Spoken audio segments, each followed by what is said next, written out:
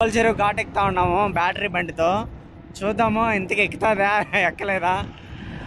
Hello మామ, welcome to our channel Ajay home. చూసినారు కదా మామ ఆల్రెడీ తమ్నైలు. నా దగ్గర ఆల్రెడీ ఎలక్ట్రికల్ బైక్ ఉంది. ఆల్రెడీ 2.5 years అయిపోతుంది కొని కూడా. ఇప్పుడు ఇక్కడ నుంచి మా ఫ్రెండ్ వాళ్ళ ఇంటికి దాదాపు రాయచోటికి అవతల కొత్తపల్లి అనే ఊరికి వెళ్తా ఉన్నాం మామ. చూద్దాం ఎలా వస్తుందో. అసలు ఎలాంటి ఎలక్ట్రికల్ స్కూటరు ఇంతకు గుడ్డా బ్యాడా మీకు చెప్తాను. ఇంక వీడియో మొదలెడదామా.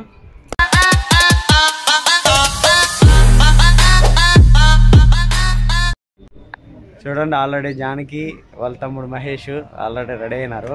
ఈ ఎలక్ట్రికల్ స్కూటర్ దాదాపు 1,30,000 రూపాయలు పడింది నాకు. చూడండి, ఇప్పటి వరకు ఎటువంటి నాకు ఇబ్బంది ఏం కలగలేదు. నేను సర్వీసింగ్ కూడా ఒక 500-700 బిలోలోనే అయిపోతుంది ఎవ్రీ 3 monthsకి. ఫుల్ ఛార్జింగ్ వచ్చి జస్ట్ 6 రూపీసే. తర్వాత దీని రేంజ్ వచ్చి 143 kilometers వస్తుంది. ఫుల్ ఛార్జింగ్ 6 రూపీస్ మాత్రమే. అది నాకు ఎటువంటి ఇబ్బంది లేదు. 1,30,000 రూపాయలు దీనికి ప్రైజు. నేను ఇన్స్టాల్మెంట్లో తీసుకున్నాను కనుక ఇంకొక 25,000 అలా ఎక్స్ట్రా పడింది అంతేను. చూడండి బండి ఎలా ఉందో. ఇది వచ్చి కంపెనీ వచ్చి వకాయా. చూడండి, ఫుల్ ఛార్జింగ్, డబుల్ బ్యాటరీ. ఇది నాదైతే కంఫర్టబుల్గా ఉంది. చూద్దాం, లాంగ్ డ్రైవ్ వెళ్తా ఉన్నాను కదా ఎలా ఉంటుందో మీకు చూపిస్తాను, సరేనా. యాక్చువల్లీ ఇప్పుడే కడప నుంచి బయలుదేరినాము. దాదాపు 73 kilometers ఉన్నది పోయేదానికి. ఈ అసలు మనము బ్యాటరీ బండిలో వెళ్తూ ఉంటే ఒక అడ్వాంటేజ్ ఉంటుంది. ఎందుకంటే అస్సలు పొల్యూషన్ అనేది ఉండదు. చాలా అసలు సైలెంట్గా వెళ్తుంది. ఏదో పుష్పక విమానంలో వెళ్తున్నట్టు అస్సలు సౌండ్ రాదు. ఒక గాలి సౌండ్ తప్ప అంతకు మించి ఇంకేం రాదు. మీరు చూడండి ఎంత ఆహ్లాదకరంగా ఉండదో. ఇది రిమ్స్కి పోయే రూటు ప్లస్ కొండలు చూడండి ఎలా ఉన్నాయో. నిజంగానే చాలా బాగున్నాయి కదా. ఇక్కడ ఎవరు కడప వాళ్ళు ఉంటే ఖచ్చితంగా లైక్ చేయండి, కామెంట్ మాత్రం మర్చిపోకండి. ఇక్కడ యాక్చువల్లీ నైట్ అయితే సాయంత్రము అందరూ కూర్చొని బాగా టైం స్పెండ్ చేస్తారు. చూడండి, ఇది యాక్చువల్లీ కడప రిమ్స్కి పోయే రూట్ అనమాట. చూడండి అసలు గ్రీనరీ ఎంత బాగుందో కదా. అసలు సరదాగా ఏదో ఊరికి పోయినట్లేదు, ఏదో పిక్నిక్ పోయినట్టున్నది మా జర్నీ. చాలా సైలెంట్గా ఏదో నిజంగానే చాలా ఆనందంగా ఉంది. ఇప్పుడే గోవల్ చెరువు ఘాట్ ఎక్కుతా ఉన్నాము బ్యాటరీ బండితో. చూద్దాము ఇంతకు ఎక్కుతుందా ఎక్కలేదా, లేకపోతే తోసుకొని పోవాలి అవతలకని. చూద్దాం.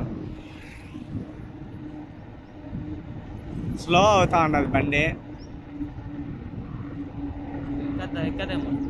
ఎక్కదేమో అని కదా.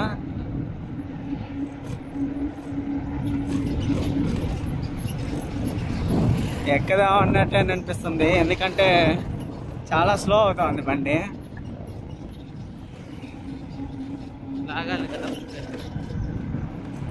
ఇది ఫస్ట్ టర్నింగ్ ఇంకా చాలా పెద్దవి ఉన్నాయి కదా, చూడాలా.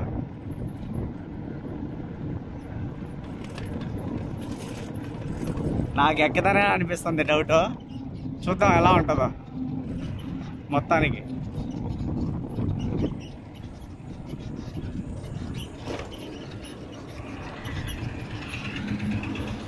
చూడాలా. జై శ్రీరామ్. ఎక్కకున్నట్టే తీసుకుపోయి షోరూమ్ కాడ వదిలిపెడతా.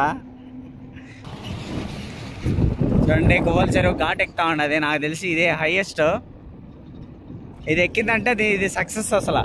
యాక్చువల్లీ నేను కొనేటప్పుడు 2.5 years కిందట పర్లేదు తమ్ముడు గోవల్ చెరువు ఘాట్ కూడా ఎక్కుతుంది 3 personsకి అని చెప్పినాడు. ఇప్పుడు యాక్చువల్లీ మేము 3 persons ఉండేది. చూద్దాం ఎలా ఉంటుందో. ఫస్ట్ టైం ట్రై చేస్తాను నా చేతులతో. ఎంతకి ఎలా ఉంటుందో చూడాలి కదా. చూడండి వ్యూ చూడండి ఎలా ఉందో అక్కడ. చూడండి మొత్తానికి ఘాట్ ఎక్కేసినాము. ఘాట్ ఎక్కి ఇక దిగుతా ఉన్నాము. నిజంగానే మొత్తానికి సాధించింది బ్యాటరీ బండి. మొత్తానికి బండి ఆగిపోయింది. ఏమైందిరా? రాయచోటి ఇంకా 10 kilometers ఉన్నది. యాక్చువల్లీ 140 kilometers రావాలి రేంజ్.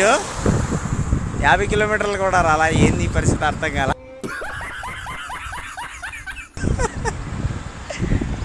మొన్నే సర్వీసింగ్ కూడా ఇచ్చినాను. బ్యాటరీ ప్రాబ్లం ఉంది, దాన్ని మార్చండి అని చెప్పినాను.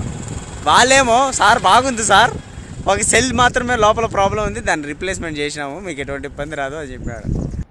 ఏమైందిరా? బ్యాటరీ ఎత్తిపోయిందిరా. మా మహేష్ చూడండి కిందకి చూడన్నాడు. మొత్తానికి మా ఫ్రెండ్కి ఫోన్ చేసిన చలమరెడ్డికి, మీకు ఆల్రెడీ తెలుసు చలమరెడ్డి అన్న. ఆ అన్న ఇక్కడే నియర్ బై ఉంటాడు. ఆయన బండి వేసుకొని వస్తాడు. ఈ బండిని వాళ్ళ ఇంట్లో పెట్టేసి ఆయన ఇస్తే ఆయన బండి తీసుకొని పోయి వెంకటన్న ఇంటికాడికి పోయేసి వస్తాము. లేకుండా అంటే బస్సు ఎక్కుతాం అంతే. ఇంకేమైందిరా జానకి ఫీలింగ్ అంటూ అడుగుదాం. ఏంది జానకి ఏమైనా ఫీలింగ్? ఇట్టాడిదేదో అవుద్దని అన్నిసార్లు అడిగారు, ఎక్కడికి వెళ్తున్నావు అని. మీకు అసలు ఏం రైట్స్ ఉన్నాయండి మమ్మల్ని ఇడికి తీసుకొచ్చి చంపడానికి? బండి పైన బాధలో దొబ్బుకుంటా పోతున్నాం మా శ్రీవారు. దొబ్బుకుంటా ఏందిరా రే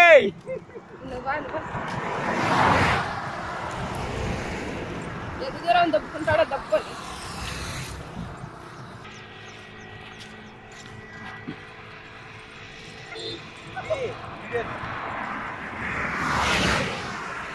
చూడండి గైస్, వీళ్ళ అవస్థ అట్లా ఇట్లా కూడా కాదు. నేను చెప్పాను వద్దని, బస్సులో వెళ్దామని, కానీ మా బావ వినలేదు. బ్యాటరీ బండి ఉంది కదా పోదామన్నాడు. లాస్ట్కి మా పరిస్థితి ఇటైంది. అన్న వస్తా ఉన్నాడు చలమరెడ్డి అన్న బుల్లెట్ బండి వేసుకొని. మన కాపాడేదానికి బుల్లెట్ బండి వేసుకొని వస్తా ఉన్నాడు. థ్యాంక్ యూ అన్నయ్య, నిజంగానే నువ్వు లేకున్నా అంటే మేము అంతే. ఇంకా దీన్ని నమ్ముకుని అంత ఎలా వచ్చాను హైవే మీద? టైర్ అన్న పంచర్ అయితే వేయించుకోవచ్చు, కానీ గట్ట ఇలాంటి సిచ్యువేషన్ అసలు పడకూడదు ఎవరు. ప్రస్తుతానికి ఏదో అలా పోతా ఉన్నాం, చూడాలి తర్వాత ఎలా ఉంటుంది. ఇది కూడా ఎప్పుడు చేయలే ఎక్స్పీరియన్స్, ఇది ఫస్ట్ ఎక్స్పీరియన్స్. పర్లా బాగానే ఉంది ఒక రకంగా. ఎట్టొచ్చదో ఎట్టపోతుందో తెలీదు. మామూలుగా అయితే అందరూ ఇట్లా బండిలో పోయే వాళ్ళని చూసినా కానీ నేను ఎక్స్పీరియన్స్ చేయడం ఫస్ట్ టైం ఇది. మొత్తానికి అనుకున్న డెస్టినేషన్కి జస్ట్ ఓన్లీ 1 కిలోమీటర్లోనే ఉన్నాము. ఇది మల్లూరు రూటు, కొత్తపేట దగ్గరికి వెళ్తా ఉన్నాము. ఈ బ్యాక్ సైడ్ చూడండి, మీకు వ్యూ చూపిస్తాను. నిజంగానే చాలా బాగుంది. సరేనా? మా మొక్కలు చూడండి, నిజంగానే వాడిపోయిన మొక్కలు ఉన్నాయి. ఎందుకంటే ఆ తొయ్యడాలు, కష్టపడ్డాలు, మా వాళ్ళతో ఇబ్బంది పడలేదు ఆ బ్యాటరీ బండితో. మొత్తానికి అన్న ఇంటికి ఇంకో జస్ట్ ఓన్లీ 1 కిలోమీటర్లోనే ఉన్నాను. నిజంగానే వ్యూ చూడండి, చాలా బాగుంది ఇక్కడ. సరేనా? నేను చాలాసార్లు వచ్చినాను, కానీ వీళ్ళు కూడా చాలాసార్లు వచ్చినారు. మీకు చూపిద్దామనే ఉద్దేశంతో మీకు చూపిస్తాను. ఇక్కడ ఎవరైనా మల్లూరు, కొత్తపేట, చిన్నముండెము వీళ్ళు ఉంటే లైక్ చేసి కామెంట్ చేయండి. సరేనా? ఇది చూడండి, కొండలు ఎంత ప్రశాంతమైన వాతావరణం. ఆ కొండలు నిజంగానే చుట్టూరు చాలా బాగుంది. ఆ పచ్చని పైర్లు, ఆ ఆవులు చూడండి, ప్రశాంతమైన జీవితాన్ని. సాయంత్రము 6:30 అయింది ఇంటికి వచ్చేదానికి. చూడండి, అదే ఇల్లు, ఊరు వచ్చేసింది. యాక్చువల్లీ మేము ఇంటికాడ నుంచి 3 గంటలకి 3:20కి ఎన్నో బయలుదేరినాము. దాదాపు 3:30 గంట పట్టింది వచ్చేదానికి. ఎందుకంటే ఇంకా మధ్యలో పడ్డ పాటలు అలాంటివి. ఫైనల్లీ డెస్టినీకి చేరుకున్నాము. చూడండి, ఊరు ఇది వెంకటరమణ అన్న ఉందా ఊరు. అది చాలా బాగుంటుంది ఇక్కడ. చూడండి ఎంత బాగుందో, పాడి, ఆ పచ్చని పైర్లు. ఉన్నారు బయట. అది చూడండి, బయటే ఉన్నారు అందరూ. అదే కనపడుతుంది కదా, ఆ ఇల్లే వెంకటరమణ వాళ్ళ ఇల్లు. అన్న చూడండి తొంగి చూస్తున్నాడు. చూసారు కదా, మొత్తానికి అన్నోళ్ళ ఇంటికి వచ్చాను బైక్లో. చలమరెడ్డి అని ఇచ్చినాడు బైక్.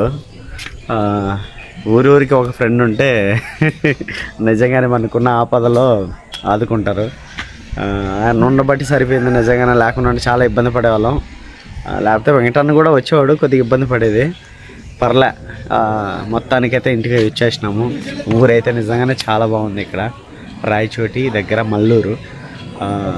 ఇక్కడ ఇయర్లీ తిరణాలు జరుగుతుంది. మల్లూరమ్మ తిరణాల నిజంగానే చాలా బాగా చేస్తారు. లాస్ట్ ఇయర్ జానకి వచ్చింది నేను కువైట్లో ఉన్నప్పుడు. అది ఇంకా బ్యాటరీ బండి విషయానికి వస్తే, నిజంగానే మీరు బ్యాటరీ బండి తీసుకున్నప్పుడు నియర్ ఏదైతే ఉంటాయో సిటీలో, ఇప్పుడు కడపలో ఉండేవాళ్ళు కడపలో ఉండే వరకు, రాజంపేటలో అంటే రాజంపేట వరకే తిరిగే వాళ్ళకైతే బెస్ట్. అది తీసుకోపోయి వేరే సాట అంటే లాంగ్ 70, 80, 60 కిలోమీటర్స్ ట్రావెల్ చేసే వాళ్ళకి నిజంగానే ఇబ్బంది. దాన్ని నమ్ముకొని వెళ్ళకూడదు, ఎందుకంటే ఎక్కడ ఆగిపోతుందో తెలియదు. ఓసారి చాలా ప్రాబ్లమ్స్ వస్తుంది. నేను నిజంగానే ఇది ఫస్ట్ టైం అయితే కాదు, చాలాసార్లు లాంగ్ డ్రైవ్ వెళ్ళినప్పుడు భయంగా వెళ్ళాల్సి వస్తుంది, ఇన్సెక్యూరిటీగా. నాకు అలా ఫీల్ అవుతూ ఉంది. మొత్తానికి నిన్న అలా జరిగే తలకి నిజంగానే చాలా కోపం వేసింది వాళ్ళపైన. నేను ఆల్రెడీ వాళ్ళకి చెప్పినాను ఈ బ్యాటరీ ప్రాబ్లం ఉంది చూడండి అని అనేసి. లేదు అది జస్ట్ ప్రాబ్లం చిన్నదే, మేము చేసేసినాము, మీకు ఎటువంటి ప్రాబ్లం లేదని చెప్పారు.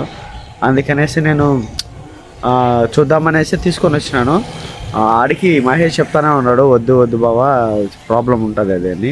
నేను నా నమ్మకం ఏంటంటే ఆల్రెడీ సర్వీసింగ్ ఇచ్చినాను కదా, వాళ్ళు చేపించి ఇచ్చి ఉంటారులే అని అనుకున్నాను. కానీ అది జరగలేదు. ఆల్రెడీ కొన్ని వీడియోస్ తీసుకున్నాను, వాళ్ళకి చూపిస్తాను, ఆ ప్రాబ్లం రెక్టిఫై చేస్తారు. మనకి 3 years వారంటీ ఉండదు బ్యాటరీ, ఆ బ్యాటరీ రీప్లేస్మెంట్ చేస్తారు వాళ్ళు. ప్లస్ అది పరిస్థితి. మీరు బ్యాటరీ బండి తీసుకున్నట్టుగా ఉంటే ఇది నా సజెషను. ఏదైతే నియర్ బై 40-10 కిలోమీటర్లు 20 కిలోమీటర్లు సరౌండింగ్లో తిరుగుతూ ఉంటారు కదా, వాళ్ళకి బాగుంటుంది. ఏదైనా ఇప్పుడు నేను రాజంపేటలో ఉన్నాను, రాజంపేట మొత్తానికి తిరుగుతాం కదా పనుల మీద, ఏదైనా కూరగాయలకు పోవడము, సంథింగ్ ఏదైనా టౌన్కి పోవడం ఉంటుంది కదా, ఆటాటి వాటికైతే ఓకే. కానీ ఎక్కడైనా దూరంగా ట్రావెల్ చేసేది, దూరంగా ఊర్లకు వెళ్ళేదానికి ఇబ్బందిగా ఉంటుంది. అదొక్కటైతే డ్యామ్ షూర్గా చెప్పగలను. అది ఏ బైక్ అయినా, ఏ ఎలక్ట్రికల్ బైక్ అయినా, ఏ కంపెనీ అయినా అంతే సేమ్. ఇప్పుడు ఎలక్ట్రికల్ బైక్ కూడా చాలా రేట్ ఎక్కువ ఉన్నాయి. మనం పెట్రోల్ భారాన్ని భరించలేక తీసుకోవాల్సి వస్తుంది ఎలక్ట్రికల్ బైకు.